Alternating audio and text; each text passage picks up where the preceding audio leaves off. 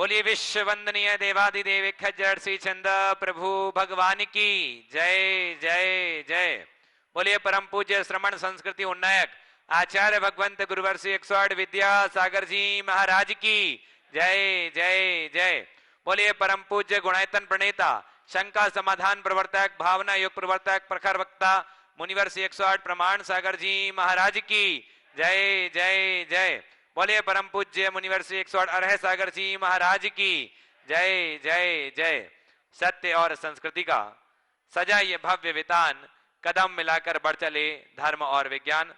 बंधो शाश्वत तीर्थराज सम्मेद शिखर की इस पावन तलहटी पर स्थित गुणायतन परिसर से मैं आप सभी का स्वागत करता हूं। प्रमाण जी महाराज की अद्भुत परिकल्पना जो जन कारण बने, निश्चित ही आने वाले समय में युग युगांतर तक जिन शासन की पताका लहराएगी और न जाने कितने लोगों के सम्यक का कारण बनेगा गुणायतन, और आने वाले भविष्य की जो पीढ़ियां हैं उनके लिए मार्गदर्शक के रूप में दिशा बोध के कराने वाला होगा गुणायतन। मैं निवेदन करूंगा जो लोग जिनवाणी चैनल पारस चैनल प्रमाणिक ऐप के माध्यम से घर बैठे देख रहे हैं, साथ ही जो लोग यहाँ उपस्थित हैं, अपना दान और योगदान देकर के साथी से पुण्य का अर्जन कीजिए। स्वयं जुड़िए, लोगों को गुणायतन से जोड़ करके अपने आप में साथी से पुण्य का अर्जन कीजिए। बंधो, जैसा कि आपको विदित है प्रतिदिन पूज्य गुरुदेव के मुखारविंद से शांधारा संपन्न होती है, तो आप भी वैवाहिक वर्षगांठ जन्म दिवस के अवसर पर शांधारा करा सकते हैं, नित्य और मासिक शांधारा का पुण्यार्जक बन सकते हैं। आइए अब कुछ नामों की मैं उद्घोषणा, जिन लोगों ने आज गुणायतन से संबद्ध हुए हैं उनके नामों की उद्घोषणा करूं उसके पूर्व मैं एक ऐसे व्यक्तित्व को बुला रहा हूं जो गुणायतन के ट्रस्टी हैं हमारे बीच में, अजित जी अजमेरा धुलियान से। एक बार जोरदार करतल ध्वनि से अभिनंदन कीजिए। आए वो हमारे बीच उपस्थित हैं और उनके सम्मान के लिए श्री सुभाष जी जैन, सिद्धार्थ जी जैन, सिद्धार्थ शासक गुणायतन और जी कोटा, और ऐसे श्रावक श्रेष्ठी का सम्मान करें अजित जी अजमेरा धुलियान से। तब तक मैं निर्माण निधि सदस्यों की घोषणा कर रहा हूं तब तक मैं, और यहां पर अजित अजमेरा जी का सम्मान हो रहा है धुलियान से। निर्माण निधि के रूप में जो जुड़े हैं, कोलकाता से श्रीमती उषा जैन, कैलाश चंद जैन, गुवाहाटी से सीए पदम काला, कंचन देवी काला, स्वर्गीय श्री भागचंद काला की स्मृति में समस्त परिवार। जो लोग यहाँ पर उपस्थित है वो अपने ही स्थान पर खड़े होकर के नमोस्तु निवेदित करेंगे। गुवाहाटी से समर्थ काला, सुपुत्र श्री सुमित काला, रोहतक से श्रीमती तसला जैन, धर्मपत्नी नरेश कुमार जैन, बहादुरगढ़ से श्रीमती जैन, धर्मपत्नी सुरेश जैन, बहादुरगढ़ से रेहावाड़ी, गुवाहाटी से श्रीमती मंजू देवी, प्रवीण कुमार कासलीवाल, इंदौर से श्री विकास जैन, श्रीमती बिंदु जैन, इन्होंने 21,000 रुपए की राशि समर्पित की है। जयपुर से श्रीमती हीरा देवी जैन, महेंद्र कुमार जी जैन, और अहमदाबाद से अक्षत जैन, नमिता जैन, समस्त परिवार। जोरदार करतल ध्वनि से सभी का अभिनंदन कीजिए। अहमदाबाद से अक्षत जैन, नमिता जी, समस्त परिवार। आइए अब इसी कड़ी में जिन्होंने आज निर्माण सारथी के रूप में अपने आप को संबद्ध किया है उनके नाम ले रहा हूं। विनोद कुमार जी, सविता जी, गमन जी, दीपिका जी, मानविक जी, छत्रीवाड़ी गुवाहाटी से जोरदार करतल ध्वनि से अभिनंदन कीजिए। आइए ये सब परिवार हमारे बीच उपस्थित हैं, आ जाए शीघ्रता से आए। विनोद कुमार जी, सविता, गमन, दीपिका, मानविक, छत्रीवाड़ी, और उनके सम्मान के लिए बुला रहा हूं सुभाष जी जैन, सीईओ गुणायतन, और प्रेमचंद जी साहब, उपकार एजेंसी गुणायतन ट्रस्टी। आ जाइए सुभाष जी जैन, सीईओ गुणायतन। इसी कड़ी में जिन्होंने निर्माण सारथी के रूप में आज आगरा से जुड़े हैं, श्रीमती राजकुमारी जैन, धर्मपत्नी स्वर्गीय रमेश चंद जैन, श्री अविनीश जी, रजनीश जी, उपेंद्र जी जैन, समस्त परिवार। जोरदार करतल ध्वनि से सभी का स्वागत, वंदन और अभिनंदन कीजिए। आइए आगरा से ही जो हमारे बीच उपस्थित हैं प्रत्यक्षता, श्रीमती सीमा जैन, संजय जैन जी जैन, समस्त परिवार। जोरदार करतल ध्वनि से अभिनंदन कीजिए। आइए निवेदन कर रहा हूं आगरा से श्रीमती सीमा जैन, श्री संजय जैन जी नहीं है उपस्थित। चलिए सूत्रधार के रूप में ही जो जुड़े हैं ऐसे श्रावक श्रेष्ठी, उनका नाम ले रहा हूं। जयपुर से ऑनलाइन जुड़े निताशा जैन, रूपा देवी जैन, समस्त परिवार। नासिक से श्रीमती साधना बानाइत, श्री अशोक कुमार बानाइत, और कामरूप अदगांव से श्री संजय कुमार, सरिता देवी वाकलीवाल, रवीना, अनुज बगड़ा, समस्त परिवार। अभिनंदन किए ये हम उपस्थित हैं, और इनके सम्मान के लिए बुला रहा हूं व्रति बहन श्री शकुन दीदी सागर, और साथ ही संध्या जी। आ जाएं और वो सम्मान करेंगे। संजय कुमार जी, सरता देवी वागलीवाल, रवीना, अनुज बगड़ा, अदगांव, कामरूप नहीं है। गुवाहाटी से हुक्मी चंद्र, कल्पना पाटनी, विनोद, अलका, अरविंद, खुशबू पाटनी, जीवांश पाटनी, गुवाहाटी। जोरदार करतल ध्वनि से अभिनंदन कीजिए। परिवार हमारे बीच उपस्थित हैं, आ जाइए। और इनके सम्मान के लिए व्रती बहन हमारी शकुन दीदी और साथ ही संध्या जी जैन सागर से हैं। इसी कड़ी में सूत्रधार के रूप में जो जुड़े हैं किशनगंज से श्री किशोर कुमार, हितेश जैन सेठी, जय कुमार जी जैन, समस्त परिवार। जोरदार करतल ध्वनि से अभिनंदन कीजिए। ये भी परिवार हमारे बीच उपस्थित है, आ जाइए। किशोर कुमार, हितेश जैन सेठी, श्री जय कुमार जी, किशनगंज और हैं। और इनके सम्मान के लिए सुभाष जी जैन, सीईओ गुणायतन, और प्रेमचंद जी, उपकार एजेंसी सागर, गुणायतन ट्रस्टी। वो आएंगे, वहीं वहीं पहुंचिए।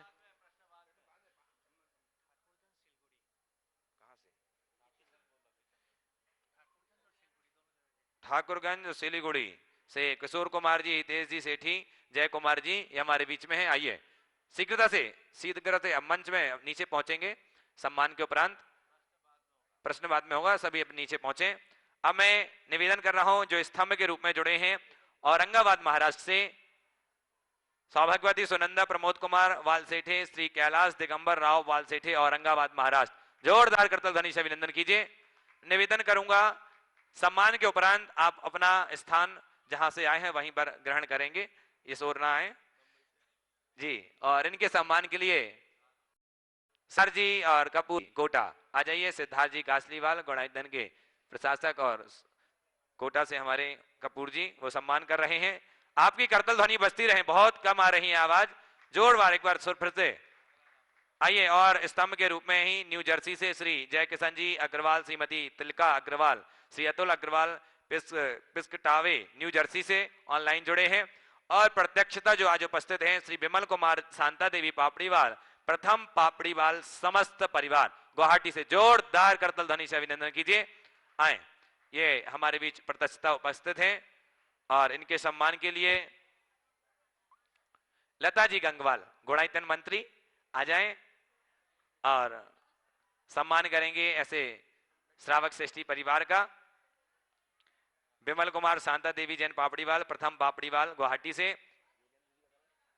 और साथ ही गुणायतन ट्रस्टी जो प्रथम बार पूज्य गुरुदेव के चरणों में आए हैं, ऑनलाइन गुणायतन ट्रस्टी बने थे और आज हमारे बीच उपस्थित हैं दिल्ली से योगेंद्र मीनाक्षी जैन, समस्त परिवार। जोरदार करतल ध्वनि से अभिनंदन कीजिए।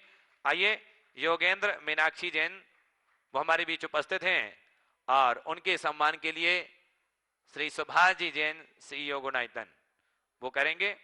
और आपकी एक बार पुनः करतल ध्वनि बजे सभी दानदाताओं के सम्मान के लिए जिन्होंने स्वर्ण दान दिया है। मैं उनके नाम ले रहा हूं। रांची रोड रामगढ़ से सुरेश चंद, बीना देवी, जिन्होंने 640 ग्राम रजत समर्पित की है, चांदी गुणायतन को समर्पित की है।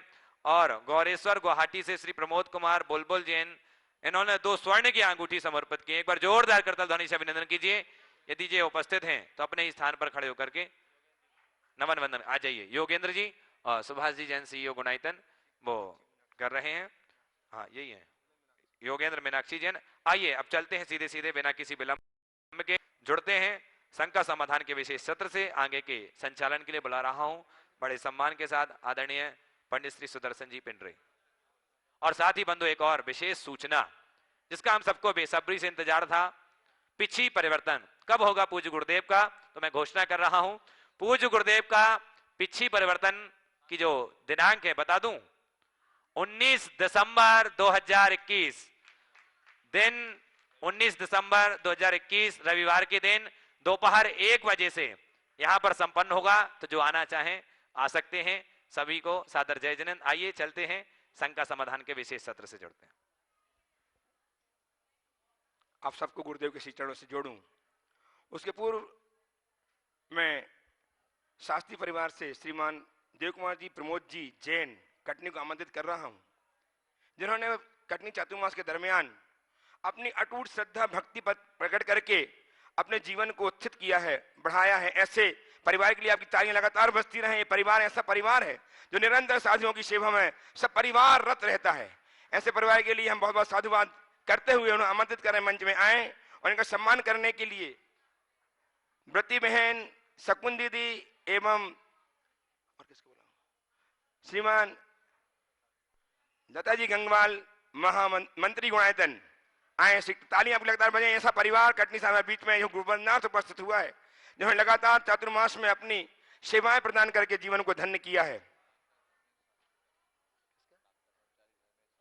डॉक्टर ब्रह्मचारी धर्मेंद्र शास्त्री जी विराजमान हैं, वे भी सम्मान करके अच्छा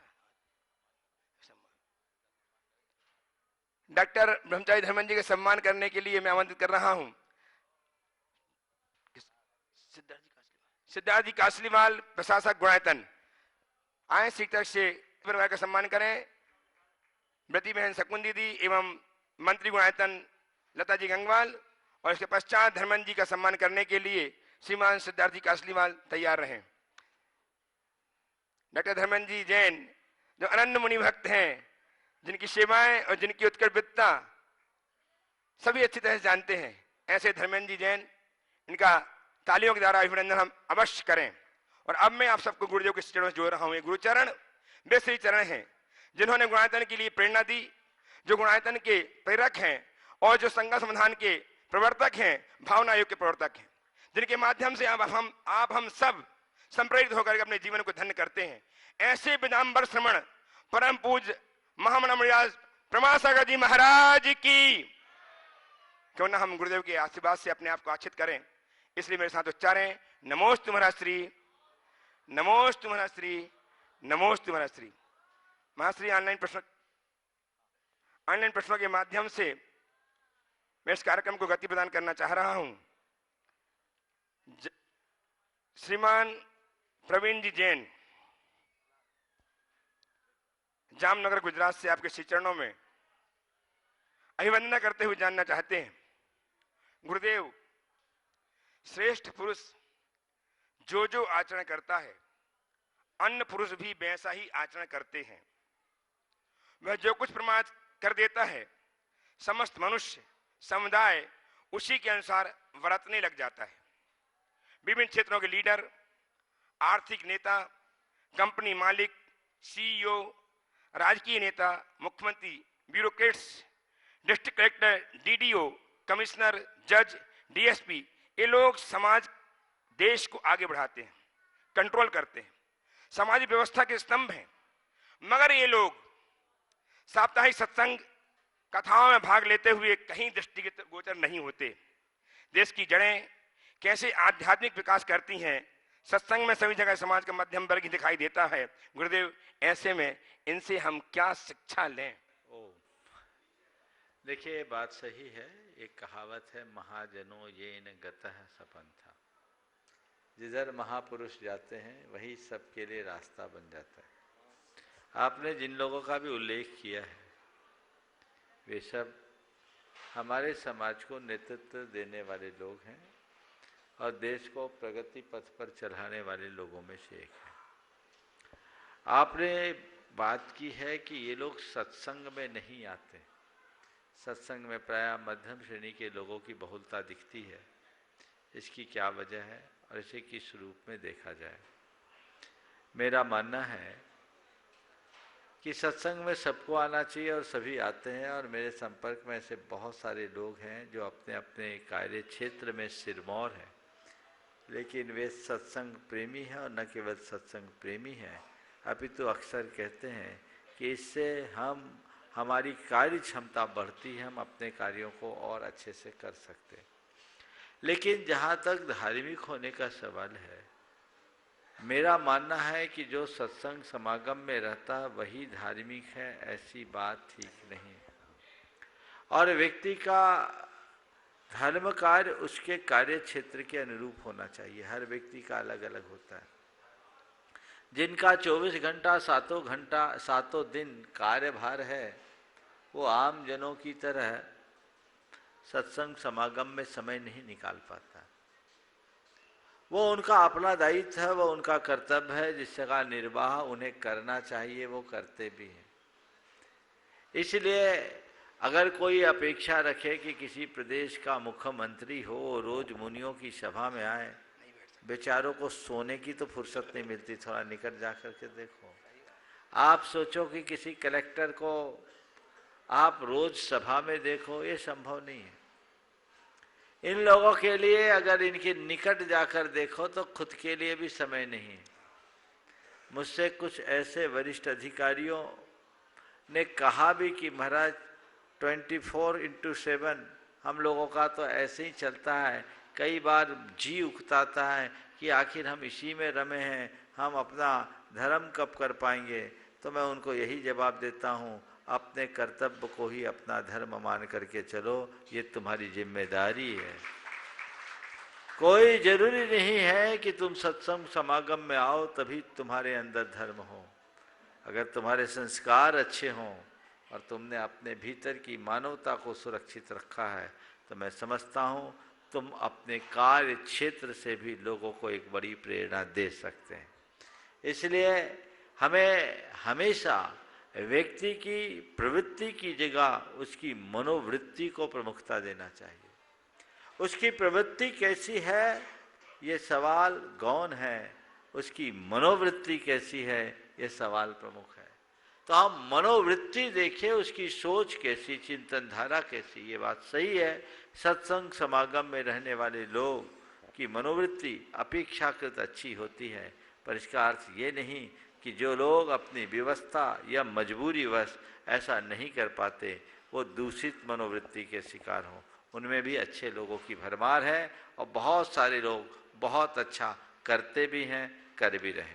गुरुदेव, बाबाई मध्य प्रदेश से श्रीमान स्वदेश जी जैन आपके चरणों में बारंबार नमोस्तु अर्पित करते हुए जानना चाहते हैं, गुरुदेव मुसीबत में अपने ही साथ देते हैं और यही भी कहते हैं कि मुसीबत में अपने भी साथ छोड़ जाते हैं, तो किन परिस्थितियों में हम अपनों पर विश्वास करें और किन परिस्थितियों पर हम अपनों पर विश्वास ना करें, के पास समाधान? मैं तो कहता ना अपनों पर विश्वास करो ना अपनों पर अविश्वास करो, अपने आप पर भरोसा रखो, सीधी बात।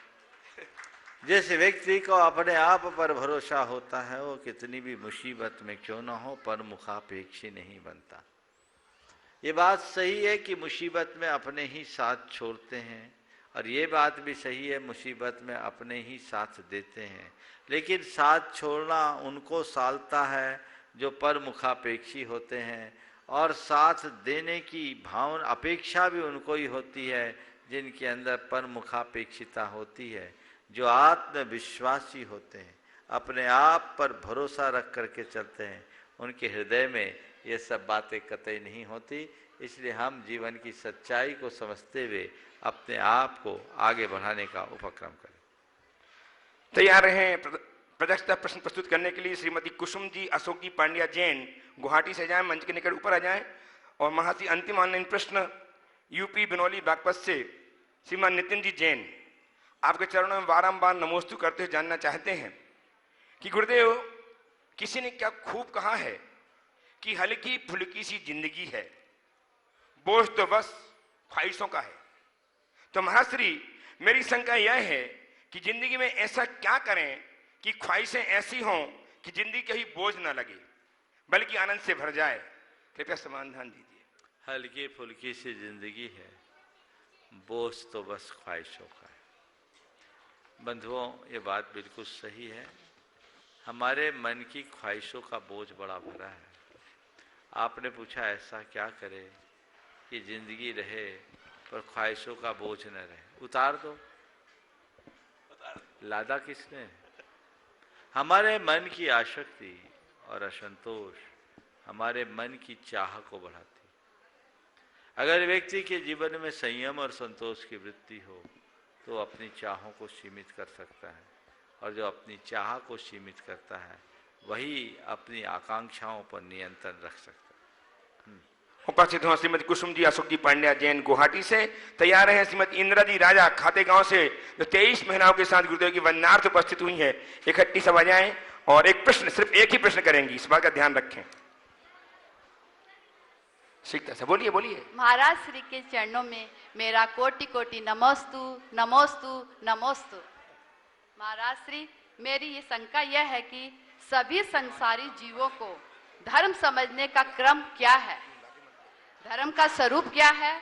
अगर इस क्रम को न माने या न स्वीकारें तो क्या होगा?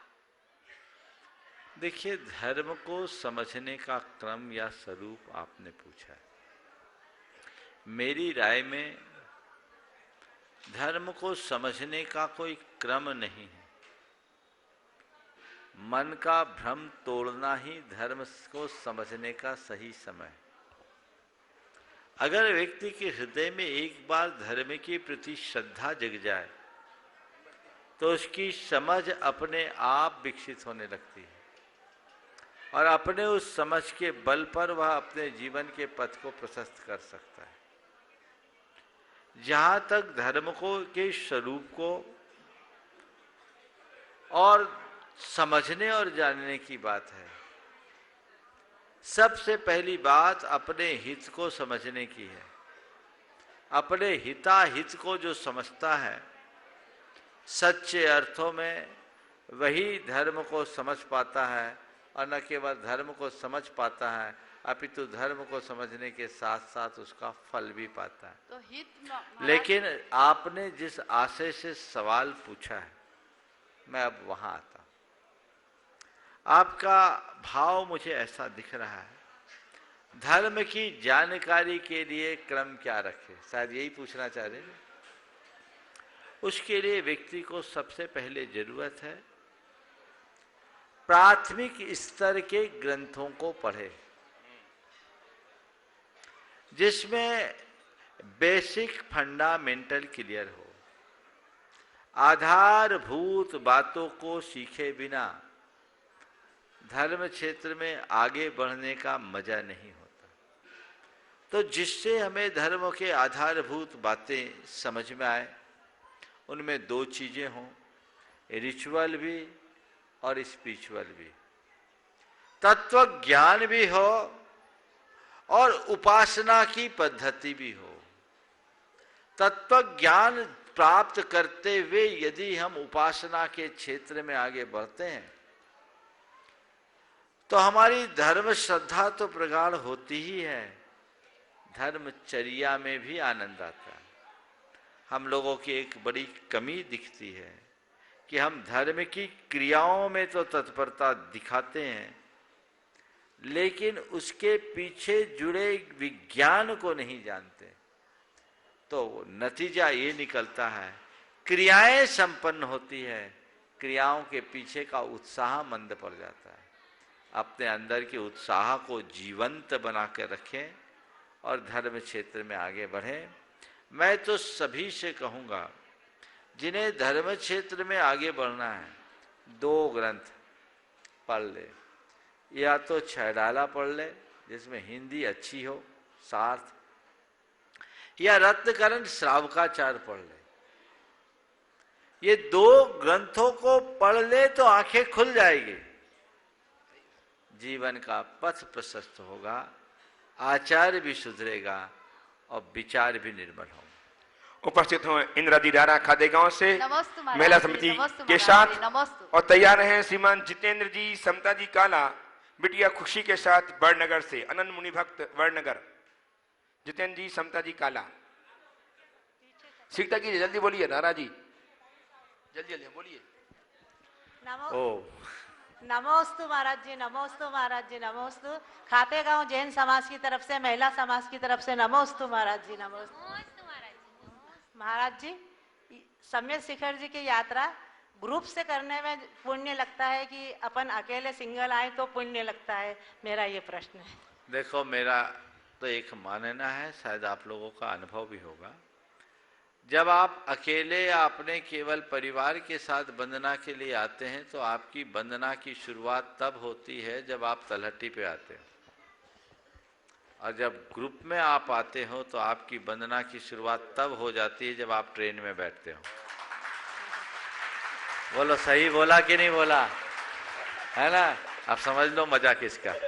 चलिए, नमोस्तु महाराज। आइए जितेंद्र जी काला समता जी के साथ, समता और खुशी जी के साथ, और तैयार हैं आमर्श जैन, शास्त्री परिवार कटने से श्री आमर्श जैन, छोटा सा बच्चा शास्त्री परिवार का। आमर्श काला परिवार बड़नगर एवं दिगंबर जैन समाज बड़नगर का मुरीद्वय के चरणों में त्रेबार नमोस्तु नमोस्तु नमोस्तु। महाराज जी, मेरी शंका है, काकतालिक न्याय का क्या अर्थ है? काकतालिक न्याय, ये न्याय है। काकतालिक न्याय का अगर हम अर्थ बताएं तो ये है कि अचानक कोई संयोग से ऐसा हो जाए, समझ गए? अब इसको काकतालिक न्याय ऐसा कहें, कोई प्यासा कौवा हो, उसी समय ताल का पेड़ फल फटा हो, ऊपर से गिर रहा हो, कौवा वहां से गुजर रहा हो, उसका मुंह खुला हो और पानी उसके मुंह में गिरा हो, यह है काकतालिक न्याय। समझ गए? असंभव नहीं है पर दुर्लभ है। समझ गए? चलिए, अमर जी उपस्थित हो, साथी पर्व कटनी से तैयार रहे। जल्दी जल्दी करो, जल्दी करो। हाँ महाराज जी, जीव दो प्रकार के होते हैं, संगी और असंगी। तो पंचेंद्रिय में भी असंगी जीव होते हैं, तो क्या मनुष्य योनि का भी कोई जीव असंगी होता है? असंगी केवल पशु पक्षियों में होते, और कोई नहीं, तिर्यंचों में होते। चलिए, अमर जी उपस्थित हो, तैयार है। श्रीमती वीणा जी छावड़ा, गुवाहाटी आसाम से। वीणा जी छावड़ा आगे जाए सीखता से। नमोस्तु महाराज जी, नमोस्तु। मेरा प्रश्न ये है कि भक्तांबर जी में छत्र बाद में चढ़ाते हैं, चमर पहले चढ़ाते हैं, पर अभिषेक के बाद छत्र पहले चढ़ाते हैं, चमर बाद में चढ़ाते हैं, ऐसा क्यों? अच्छा सवाल। आप लोग शांति पाठ पढ़ते हैं, उसमें क्या है? भक्तामर तो है, शांति पाठ पढ़ते हैं ना, क्या बोलते हैं? जो बोलो, रोज शांति पाठ बोलते हैं, थोड़ा सा जल्दी से बोलो, माइक पे बोलो बेटा। छत्र चमार भा मंडल भारी है, तुम प्रातिहार मनहारी। तुम्हारे सवाल का उत्तर मिल गया। पहले छत्र है कि चमर है? आ गया समझ में? तो भक्तामर है ना, तो भक्तामर आचार्य महांतुंग कृत है, और उससे पूर्व आचार्य पूज्यपाद कृत शांति पाठ है, पूज्यपाद का 6वीं शताब्दी। हाँ, दिव्य तरु सुर पुष्प सुवृष्टि धुंध विरासन योजन घोषो आतप वारण चामर युगमम यस्य विभाति च मंडल तेज। आतप वारण यानी छत्र, फिर चामर युगम। इसलिए जो हो जाए 8 होना चाहिए, कम नहीं और अधिक नहीं। श्रीमती वीणा जी छावड़ा उपस्थित हो अपने प्रश्न के साथ। तैयार हैं श्रीमती हीरा देवी मोहनलाल जी गंगवाल, ट्रस्टी गुणायतन, गुवाहाटी। हीरा देवी मोहनलाल जी गंगवाल, ट्रस्टी, आगे आ जाएं। नमोस्तु गुरुवर, नमोस्तु गुरुवर, नमोस्तु गुरुवर। गुरुवर, जब मैं परसों वंदना में गई थी तो मेरी साथी बहना टूंग पर, प्रत्येक टूंग पर ये बोल रही थी, ये मेरे पूर्वजों की तरफ से धोख स्वीकार करना प्रभु, ये अर्गम निरपामति स्वा। ये मेरे सखा साथी भाई बंधु की तरफ से धोख स्वीकार करना, अर्गम निरपामति स्वा। ये मेरी तरफ से धोख स्वीकार करना, ये मेरे पुत्र वधु पुत्रों पोतों पोतियों की तरफ से। तो आप बोलते हैं कि अपना पुरुषार्थ ही अपने काम आएगा, तो ये कहाँ तक? देखिए, मैं अपना एक अनुभव बताता हूँ। चौके में जब भीड़ होती है ना, ध्यान से सुनो, चौके में भीड़ होती है और कुछ लोग जो होते हैं वो थोड़े चतुर होते हैं, या तो भीड़ हो या अपने मन की चीज चलानी हो, तो महाराज ये मेरे तरफ से, ये मेरे भाई की तरफ से, ये मेरे बहन की तरफ से, ये मेरे परिवार की तरफ से, ये करते हैं ना, तो नमन करने का भी बहाना ढूंढते हैं लोग, है ना। हालांकि तुम जिन पुरखों की बात कर रहे हो, क्या पता वही कहीं कोई कीड़े मकोड़े बनकर वहां ना बैठे हो, कोई भरोसा है? किसके मोह में पड़ते हो? अपना करो। हाँ, जो तुमसे कह रहे हैं, जो नहीं आ पाए या जिनके लिए तुम चाहते कि वो आ जाए, उनकी करो। कितने पुरखों की बात करोगे? अनंत संसार में तो अनंत हो चुके हैं, पर ये भावना है, नमन करने का बहाना है तो कोई बुराई नहीं, और यदि ये मोहाधीन प्रवृत्ति है तो अच्छा ही नहीं। उपस्थित हो श्रीमती हीरा देवी मोहनलाल जी गंगवाल ट्रस्टी गुणायतन गुवाहाटी से तैयार हैं। श्रीमती सुधा जी महावीर जी गंगवाल हाथीगोला परिवार अध्यक्ष पूर्व दुर्गम समाज गुवाहाटी। एक साथ हाँ बोलो। आ जाइए। नमोस्तु महाराज जी, दोनों मुनिवरों को मेरे बारंबार नमोस्तु। महाराज श्री, दर्शन विशुद्धि और सम्यक दर्शन में क्या अंतर है? दर्शन विशुद्धि और सम्यक दर्शन, सम्यक दर्शन का मतलब है निर्मल दृष्टि, और दर्शन विशुद्धि का मतलब है जगत कल्याण की भावना से अनुप्राणित निर्मल सम्यक दर्शन। वो तो सम्यक दर्शन में भी होता है। नहीं, क्षणिक सम्यक दर्शन भी हो जाए लेकिन निर्मल दृष्टि हो ये कोई जरूरी नहीं। जिसके हृदय में विश्व कल्याण की प्रगाढ़ भावना होती है, उनमें से ही किसी किसी को जगत में दर्शन विशुद्धि होती है। नमस्ते। श्रीमती सुधा जी महावीर जी गंगवाल हाथीगोला परिवार गुवाहाटी तैयार हैं। श्रीमती उषा जी व्रती उषा जी कैलाश जी चूड़ीवाल गुवाहाटी से ही। नमोस्तु गुरुवर। महाराज श्री, कोई कोई हमें किसी किसी इंसान को देख के ऐसा लगता है कि वो हमारे बंधु हैं, अकारण ही बंधु हैं, और चाहे वो कोई ऑटो वाला ही हो, चाहे कोई वो भैया जी हो, कोई भी हो, उनको ऐसे देख के ऐसा मोह आ जाता है, ऐसा लगता है कि वो हमारे कितने कैसे बंधु हो, और किसी को देख के नहीं लगता है। ऐसा क्यों होता है? देखिए, दो चीजें, एक तो किसी किसी का व्यक्तित्व ऐसा होता है जो हमें अपनी ओर आकर्षित कर लेता है। कलम शास्त्रीय भाषा में कहें तो उनका आदेय नाम कर्म का इतना प्रबल उदय होता है जो हमें खींच लेता है। लेकिन ऐसा आकर्षण किसी एक के साथ नहीं, सबके साथ होता है। लेकिन व्यक्ति विशेष के प्रति जो झुकाव है, उसके पीछे कोई न कोई संस्कार काम करता है। पुराना संस्कार कहीं न कहीं बैठता है, और जो हमें लगता है ये हमारा कारण बंधु है, और न केवल ऐसा प्रतीत होता है अपितु सामने वाले के व्यवहार से प्रमाणित भी होता है। अगर केवल प्रतीति हो रही है तो क्षणिक मोहजन आकर्षण भी हो सकता है, लेकिन यदि वो प्रमाणित है तो हम तय मानकर कह सकते हैं कि ये कोई ना कोई संस्कार है। एक घटना बताता हूँ, अकारण बंधु क्या होता है। एक सज्जन की भयंकर दुर्घटना हुई, नाम ले लेता हूँ। डाल्टनगंज में सुरेश जी पांड्या राय बहादुर परिवार से हैं। मध्य प्रदेश में सीहोर में कार से एक्सीडेंट हुआ, भयानक एक्सीडेंट।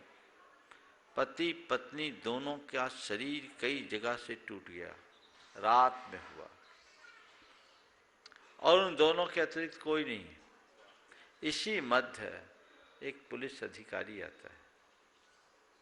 उन्होंने इनकी बात स्थिति देखी, उन्हें फटाफट संभाला, गाड़ी से उनको हॉस्पिटलाइज किया, उनकी चिकित्सा कराई और उनका पूरा देखभाल किया। घर वाले को बाद में खबर मिली। उन्होंने कहा कि महाराज, हमारे लिए तो व्यक्ति मसीहा बनकर आ गया, अगर वो नहीं आते तो हम बच नहीं पाते। ऐसा लगता है कि वो हमारा अकारण बंधु था, जिसे किसी स्वार्थ की चाह न हो और केवल परमार्थ की भावना से प्रेरित होकर कार्य कर ले, वही अकारण बंधु है। कई बार किसी के व्यक्तित्व का कोई गुण या उसकी विलक्षणता हमें खींचती है, वो अल्पकालिक होती है, लेकिन जिसके प्रति सहज आकर्षण होता है वो दीर्घकालिक होता है। नमोस्तु गुरुदेव। उपस्थित हों व्रती उषा जी कैलाश जी चूड़ीवाल गुवाहाटी से। तैयार हैं डॉक्टर ब्रह्मचारी डॉक्टर धर्मेंद्र जी जैन जयपुर से, दिल्ली प्रवासी। मुनिद्वय के चरणों में त्रैवार नमोस्तु निवेदित करते हुए, मैं आज तो प्रश्न मेरा थोड़ा सा लंबा है, पूरे समाज को इस तरह प्रश्न की तरफ ध्यान आकर्षित कराना चाहूंगी अपना। गुरुदेव कहते हैं हम सभी की अभी समाज में जो कुरीतियाँ फैल रही है, बड़ी तेजी से विकृतियाँ पनप रही है, तो इसमें सारा दोष दे देते हैं कि आजकल के बच्चे ऐसे, आजकल के बच्चे ऐसे, किसी के बच्चे सुनते नहीं हैं। तो क्या सारा दोष उन बच्चों का है या सारा दोष उन बच्चे के माता पिता का है जिन्होंने अच्छी परवरिश नहीं दी? क्या कोई भी माता पिता अपने बच्चे को अच्छी परवरिश नहीं देते? तो इस तरफ अगर अपना ध्यान जाता है तो देखते हैं कि बच्चे पाठशाला में नहीं आते या क्यों हमारी बातें नहीं सुनते। तो गर्भ संस्कार के द्वारा जो आजकल सभी साधु संत वर्ग, आप भी कई बार बताया है कि गर्भ संस्कार के माध्यम से हम बच्चों में अच्छे संस्कार दे सकते हैं। तो जिस तरह से आदि पुराण में वर्णन है कि गर्भ संस्कार की क्रियाओं का, तो गर्भ संस्कार क्या मात्र धृति क्रिया या प्रीति क्रिया या मौत क्रिया करने मात्र से या महाराज श्री के कुछ मंत्रों के माध्यम से हो जाती है, या फिर जिस तरह से किसान खेत में अच्छे समय में अच्छा बीजारोपण करता है अच्छी फसल तैयार करने के लिए, तो उसी तरह से गर्भ क्षेत्र काल पर का प्रभाव पड़ता है अच्छी संतान प्राप्ति के लिए, या 1 साल की यात्रा तय करनी पड़ती है। कृपया करके समाधान करें। देखिए, बहुत ही ज्वलंत मुद्दा आपने उपस्थित किया। आज ये बात कही जाती है कि नई पीढ़ी में संस्कारों का अभाव है। मैंने अनेक बार ये कहा कि जो बड़े हैं वे कितने सुधरे हुए हैं। पहले वे तो देखे, संस्कार ऊपर से नीचे प्रवाहित होता है। मेरा तो ये मानना है, मानना क्या, ये अनुभव है, अगर घर के लोग संस्कारवान होंगे तो उसका असर उनके संतान पर पड़े बिना नहीं रहता। एक संस्कारित परिवार की संतान संस्कारित होती है। कोई अपवाद ही है जिससे वो भटक जाए, लेकिन मैंने ये भी पाया है कि यदि कदाचित भटका भी है तो उसे रास्ते में आने में देर नहीं लगती, वो पुनः रास्ते में भी आ जाता है। तो हमें घर परिवार का वातावरण मजबूत बनाना चाहिए। आपने गर्भ संस्कार की बात की, उसकी बड़ी महत्ता है, पर मैं केवल गर्भ संस्कार की बात नहीं करता। हमें 4 दिशा में संस्कारों को ध्यान रखना चाहिए। गर्भ संस्कार, गृह संस्कार, समाज संस्कार, तब धर्म संस्कार। गर्भ से संस्कार की शुरुआत हो, घर में संस्कारों का प्रवाह हो, समाज में संस्कार की फसल दिखे, तब कहीं जाकर धर्म संस्कार पल सकेगा। हमें पूरे समाज में ऐसे वातावरण को बनाने की जरूरत है। क्या कहूँ, लोग संस्कारों की बातें करते जरूर हैं, पर संस्कारों से सरोकार रखना कोई नहीं चाहते। संस्कारों से सरोकार बहुत कम लोगों को है। आप संस्कार का अर्थ क्या रखते हैं? पूजा कर लो, पाठ कर लो, जाप कर लो, स्वाध्याय कर लो, गुरुओं के पास चले जाओ, आहार दे लो, रात्रि भोजन नहीं करो, यही आपके संस्कार हैं। पर धर्म, तत्व, सच्चाई, नैतिकता और प्रामाणिकता के प्रति हम कितना ध्यान देते हैं? आप संस्कारों की बात करते हो और सबसे पहले अपने घर में तिकड़मी बेटे को प्रोत्साहित करते हो। वो बेटा अच्छा है, तिकड़मी जो जुगाड़ लगा कर कुछ भी कर दे, आप उसकी पीठ ठोकते हो। संस्कार कहाँ होगा? तो चारों क्षेत्र में जब हम संस्कारों का बीजारोपण करेंगे, तभी सच्चे अर्थों में हम एक अच्छे संस्कार की परिपाटी को आगे बढ़ा पाएंगे। आज संस्कारों का बीजारोपण कम, होली जलाई जा रही है। कहां तो हमें संस्कारों का बीजारोपण करना था, उसकी जगह खुलेआम संस्कारों की होली जलाई जा रही है। आखिर ऐसी स्थिति में परिणाम क्या होगा, यह हम सबको समझना है। उपस्थित हों गुरुदेव, एक प्रश्न। ब्रह्मचारी डॉक्टर धर्मेंद्र जी जैन जयपुर से दिल्ली प्रवासी तैयार हैं। श्रीमान अनिल जी जैन कटनी से, अनिल जी कटनी से तैयार हैं। शीघ्रता से आ जाएं, जिनका नाम पकड़ता हूँ शीघ्रता से अपने मंच के पास आ जाया करें। प्राकृत आदि भारतीय प्राच्य विद्यादि सर्व विद्या विशारद एवं अपनी विलक्षण प्रतिभा और साधना के माध्यम से जैन दर्शन तथा भारतीय सांस्कृतिक परंपरा की प्रतिष्ठा को सहस्त्र गुणी करने वाले मुनि श्री के चरणों में मैं कोटिशः नमन अर्पित करते हुए अपने मन की पीड़ा को एक जिज्ञासा के माध्यम से प्रस्तुत कर रहा हूं। हे मुनिवर, आजकल नगरीय जीवन में जो मैंने कुछ अपनी बुद्धि से सर्वे और निरीक्षण किया है, समृद्ध परिवारों में मदिरा आदि व्यसनों की प्रकारांतर से प्रवेश हो गया है और दूसरा नगरीय जीवन में ही ग्रहित मिथ्यात्व का भी प्रकारांतर से प्रवेश हो रहा है। इससे जैन दर्शन के संरक्षण और संवर्धन में बहुत सारी बाधाएं भविष्य में खड़ी होगी। तो इनका संरक्षण और संवर्धन कैसे हो और ये दोनों कैसे दूर हो, इसके लिए विद्वान और समाज की क्या भूमिका हो। महाराज श्री, हम जैसे तुच्छ बुद्धि अपनी बुद्धि से तन मन और धन से इसके लिए प्रयास मैं तो करता ही हूं कि ये कैसे दूर हो, लेकिन इसके लिए और भी इस समाज को और विद्वानों को आप दिशा निर्देश करें, ये मेरी मंगल प्रार्थना है। देखिए, बहुत ही गंभीर बात आपने उपस्थित की। बदली हुई जीवन शैली में सब कुछ बदलने लगा है। आपने नगरीय जीवन जीने वाले लोगों की बात की है। मैं तो देखता हूं अब तो गांव शहर का भेद भी खत्म हो गया। अभक्ष भक्षण के प्रति लोगों का रुझान बहुत तेजी से बढ़ रहा है और इसकी शुरुआत कहां से हो रही है, हमें उसे देखने की जरूरत है। इसकी शुरुआत होती है उच्च शिक्षा के दौर से। मैंने अनेक युवकों और युवतियों से बात किया।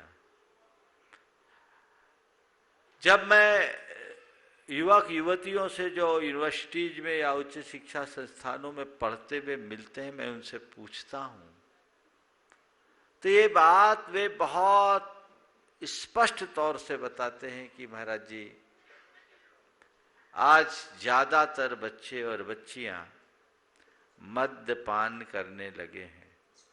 वहाँ का माहौल ही कुछ ऐसा हो जाता है। रैगिंग के नाम पर शुरुआत होती है और फिर उत्तरोत्तर उसकी मात्रा बढ़ती है और लोग एडिक्ट हो जाते हैं और ऐसी स्थिति आ जाती है कि फिर उन्हें बचा पाना मुश्किल होता है। अब चाहे युवक हो या युवती, कोई नहीं बचे। लॉकडाउन के दौर में जब एक बार शराब की दुकान खुली तो लड़कों से ज्यादा लड़कियां लाइन में लगी मिली। आप सबने देखा है। हालांकि कह सकते हैं जब लड़के पी सकते हैं तो लड़कियों को रोक क्यों? आजकल तो सब बातों में बराबरी। मैं ये नहीं कहता कि लड़कियां क्यों पीने लगी, मैं तो ये कहता हूं कि जो कभी इसका नाम नहीं सुनना चाहती थी वो पीने लगी, तो अब शराब बंद करने की बात सोचना भी शायद मुश्किल हो जाएगा। क्योंकि जब भी शराब के विरुद्ध समाज में आवाज उठी है तो महिलाओं ने उठाई है और जब महिलाएं खुद उसमें शामिल हो जाएगी तो ये आवाज कभी उठ नहीं पाएगी। बहुत गंभीर बात है। इसकी तरफ दृष्टि जानी चाहिए और सबसे पहले जड़ को ठीक करें। जब बच्चे उच्च शिक्षा के लिए जाए, मैं ये नहीं कहता कि उच्च शिक्षा में मत भेजो, क्योंकि उसके बिना कोई उपाय भी नहीं, पर जाने से पहले उन्हें आप संकल्पित कराएं, उनकी एक लक्ष्मण रेखा खींचे, उन्हें इस बात का एहसास कराएं कि मेरी मर्यादा क्या है, ताकि वहां जाकर वो भटक ना पाए। मैं तो बहुत लोगों को नियम देता हूं और बहुत सारे युवकों ने और कई युवतियों ने मुझसे कहा, महाराज आपके नियम ने मुझे बचा लिया। उस सुरक्षा कवच हो, ये आज बचेंगे तो कल आगे बचेंगे। नहीं तो फैशन के नाम पर ये सब चीजें होने लगी। बहुत सारी चीजें फैशन के नाम पे हो रही है। अभी मैंने थोड़ी देर पहले कहा था समाज संस्कार बिगड़ गया, हालत खराब है। आजकल कई तरह की पार्टियां होती है, बैचलर्स डे, बैचलर्स की पार्टी होती है। मैं एक शहर में था, बड़े शहर में, वहां एक बैचलर पार्टी हुई। उस पार्टी में 5 लड़कियां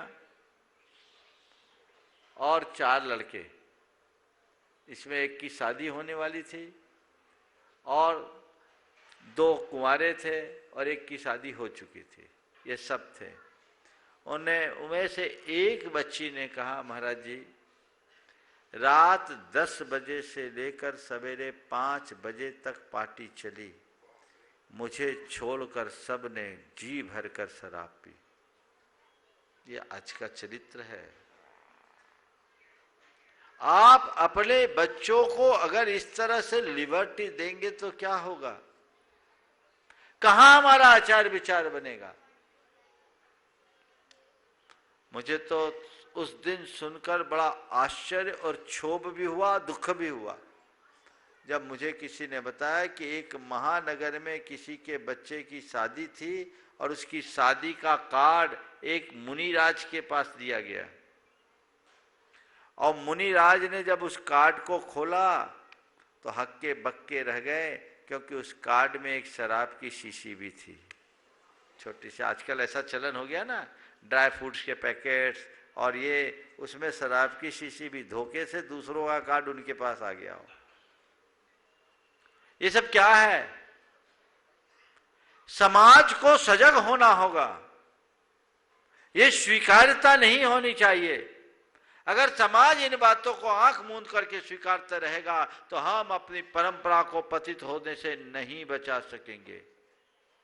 हमें चाहिए कि हम धर्म और संस्कार की ज्योति को जला के रखें, इनकी होली न जलने दें। आप लोगों से भी मैं कहना चाहता हूं, आप मूक दर्शक बनकर क्यों रहते हैं? किसी के घर में आप विवाह शादी में जाओ और ऐसे कर्म दिखे, वहां शराब की कैरेट लगे दिखे, उल्टे पांव लौट जाइए। मैं इस पाप की अनुमोदना करने नहीं आया हूं, मैं तो वर वधू को आशीर्वाद देने आया हूं। तालियां बजाने से कुछ नहीं होगा भाइयों, ताल ठोक के मैदान में आना होगा,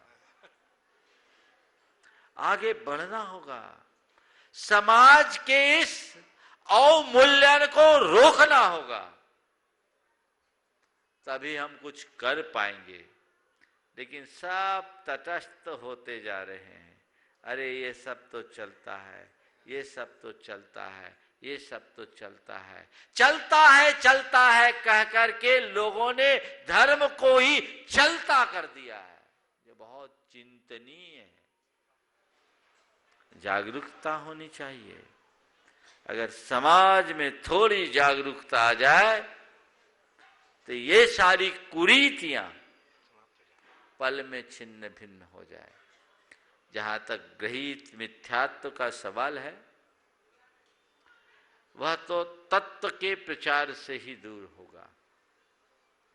पर मैं क्या बोलूं, बड़ी वेदना के साथ मुझे कहना पड़ रहा है कि हम साधुओं को तत्व ज्ञान परोसना चाहिए था। हम भी लोगों को कर्म कांडी बातें सिखा कर भया दोहन करना शुरू कर दिए। जहां तत्व ज्ञान के बल पर धर्म का प्रचार करना चाहिए था, वहीं हम भय और लोभ से लोगों को धर्म से जोड़ रहे हैं। तो आखिर सही मार्ग कैसे बनेगा? सही मार्ग का प्रचार करे, प्रसार करे, तभी जैन धर्म रहेगा और तभी जैन सुरक्षित रहेगा। नमोस्तु मुरुशली, कृतार्थ हैं। आइए श्रीमान अनिल जी कटनी से तैयार हैं। श्रीमान योगेंद्र जैन दिल्ली से ट्रस्टी गुणायतन शीघ्रता से आ जाएं। और एक बार तैयार रहेंगे राजन जी जैन भोपाल से प्रामाणिक समूह के सक्रिय सदस्य भोपाल से श्रीमान राजन जी जैन तैयार रहेंगे, भी आ जाएं। परम पूज्य मुनि श्री के चरणों में मेरा व मेरे परिवार का अनंत कोटि नमोस्तु नमोस्तु नमोस्तु। गुरुदेव विजय दादा कटनी ने भी आपको नमोस्तु भेजा है। गुरुदेव मेरी जिज्ञासा है, गुरुवर जिस प्रकार आचार्य गुरुवर विद्यासागर जी महाराज ने आचार्य पद लिया है और आचार्य गुरुवर ज्ञान सागर जी ने दिया है, यह परंपरा पूर्व में भी कभी घटित हुई या यह प्रथम बार है? और आचार्य श्री को कुंडलपुर दर्शन करने का निवेदन किसने किया व कहां पर किया? देखिए, आचार्य परंपरा तो भगवान महावीर से लेकर आज तक चली आई है और हर आचार्य ने अपने उत्तराधिकारी के रूप में अपना आचार्य पद किसी योग्य शिष्य को दिया है। इसका उल्लेख तो शास्त्रों में मिलता है, लेकिन जिस तरीके से आचार्य ज्ञान सागर जी महाराज ने अपना आचार्य पद अपने ही शिष्य परम पूज्य गुरुदेव को दिया, और न केवल दिया अपितु उन्हें अपना निर्यापक आचार्य बनाया, ये विश्व की इकलौती घटना है। जिन्हें आचार्य पद देने के बाद खुद के आसन पर बिठाया, और न केवल खुद के आसन पर बिठाया, खुद नीचे आसन पर बैठकर उनकी वंदना की। मेरे पास तस्वीर है आचार्य पदारोहण की, और नसीराबाद में लोगों के मुख से भी सुना।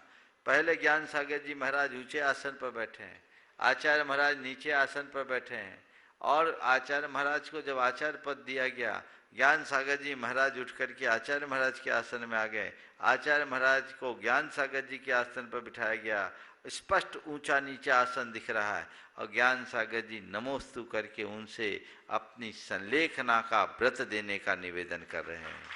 ये लोमहर्षक घटना, विश्व की इकलौती घटना। इतने महान आचार्य जिन्होंने 5 महाकाव्य की रचना की, जिनकी तुलना आज के विद्वान कालिदास, सुघोष और माघ जैसे विद्वानों के साथ करते हैं, जिनकी रचनाओं को देखकर लोग दांतों तले उंगली दबाते हैं, जिन्होंने ऐसे महान आचार्य जिन्होंने अपने शिष्य को क ख ग से पढ़ना सिखाया और उसे ही अपना गुरु बना दिया, यह अद्भुत घटना है। परम पूज्य गुरुदेव जब राजस्थान से मध्य प्रदेश पधारे, वो कटनी में थे, गंभीर रूप से बीमार हो गए। और उसी दौरान पंडित जगन मोहन लाल जी शास्त्री ने, पूरे शास्त्री परिवार और कटनी समाज ने गुरुदेव की बहुत सेवा की। पंडित जी ने गुरुदेव से कहा था, आप एक बार बड़े बाबा के दर्शन करो, कुंडलपुर जाओ। और आचार्य महाराज का बुंदेलखंड का पहला चातुर्मास कुंडलपुर हुआ, और तब से 1976 से मैं तो समझता हूँ जिस दिन उन्होंने बड़े बाबा की पहली वंदना की, उनका इंटरनल कोई कांटेक्ट उसी दिन हो गया और वे बड़े बाबा के हो गए। चलिए, उपस्थित हो श्रीमान राजन जी जैन, प्रमाणिक समूह के सक्रिय सदस्य भोपाल से। तैयार हैं प्रियंका जी बादशाह अपने परिवार के साथ एक प्रश्न के लिए। तुम सर से बोलिए। गुरुदेव दय को बहुत बहुत नमोस्तु नमोस्तु नमोस्तु मेरी ओर से और प्रमाणिक समूह के सारे सदस्यों की ओर से बारंबार नमोस्तु। महाराज जी, मेरी जिज्ञासा छोटी सी ये है कि पूजन जब हम करते हैं तो कभी कभी तो जब सामूहिक रूप से करते हैं तो हमारा मन लगता है, और कभी सामूहिकता से मन विरक्त भी होता है, उसमें बिखराव होता है। तो ये उम्र का असर है क्या? आप जैसे मेरी उम्र हो गई तो मुझे अधिकतर ऐसा होता है कि एकांगी पूजन करने में, एक जगह बैठ के अपनी पूजन करने में जो है मन ज्यादा लगता है बनस्बत सामूहिक रूप से या इवन परिवार के साथ भी। तो देखो, मैं तो एक ही बात कहता हूँ, पूजा करो, मन लगाकर पूजा करो, और जिसमें मन लगे उसी तरीके से पूजा करो। नमस्ते गुरुदेव, नमस्ते। आइए प्रियंका जी बादशाह, तुम सर से अपने परिवार के साथ एक प्रश्न के लिए। नमोस्तु महाराज जी, नमोस्तु महाराज जी, नमोस्तु महाराज जी। तैयार हैं व्रती बहन निक्की दीदी दाहोद से। नमोस्तु महाराज जी, मेरा प्रश्न ये है कि शिखर जी से 20 तीर्थंकर मोक्ष गए, तो यहाँ उस 20 से ज्यादा टोके क्यों हैं? ये हम लोगों ने अपनी सुविधा के लिए बना लिया। ये 24 होते थे, अब हो नहीं रहे तो हम वहाँ नहीं जा पा रहे, यहीं से उनको नमन कर ले। अब कैलाश पर्वत जाने की क्षमता नहीं है, और गिरनार, चंपापुर, पावापुर कहाँ जा पाए, सो यहीं निपटा ले। बहुत होशियार है हम।